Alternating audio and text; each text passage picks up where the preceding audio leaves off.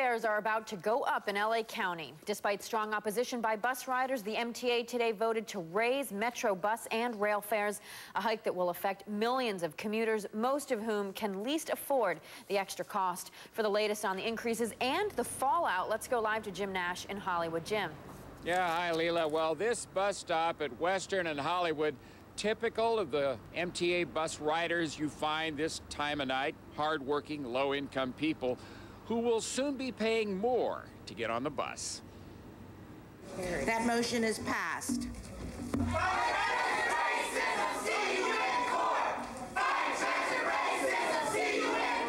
The Bus Riders Union threatening to take MTA back to court again after a compromise vote to boost bus fares, which hundreds of low-income riders showed up to oppose. I will probably be forced to leave California because I won't be able to afford food and rent and transportation. Even small increases will be felt by most MTA riders who can't afford other transportation.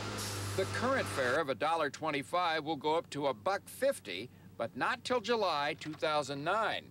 But for those who buy the day pass, and most do, it jumps in July from $3 to $5. And 2 years later, it jumps again to $6. What are we going to do? We're going to fight. What are we going to do?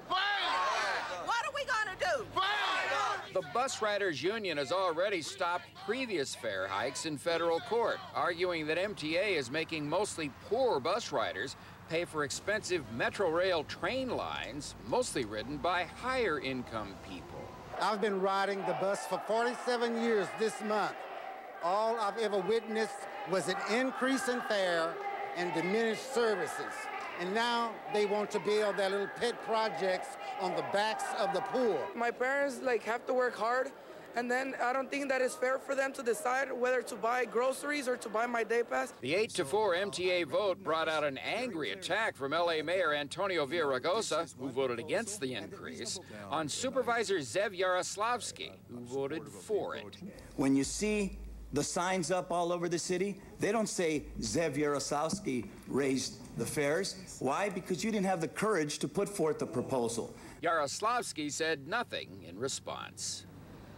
Politics aside, MTA spends billions more than it takes in, so some rail projects will be delayed, even with these rate hikes. The mayor hopes for more money from the state and federal government.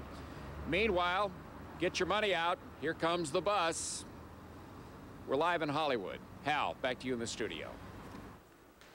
And high gas prices encourage many people to take the bus, and that brings me to my next question about MTA fare hikes. I think that's outrageous. I can't, at the same time that we're being gouged for gasoline, that they're raising the bus fare that much, that's unbelievable. What do you think about the proposed fare hikes at the MTA?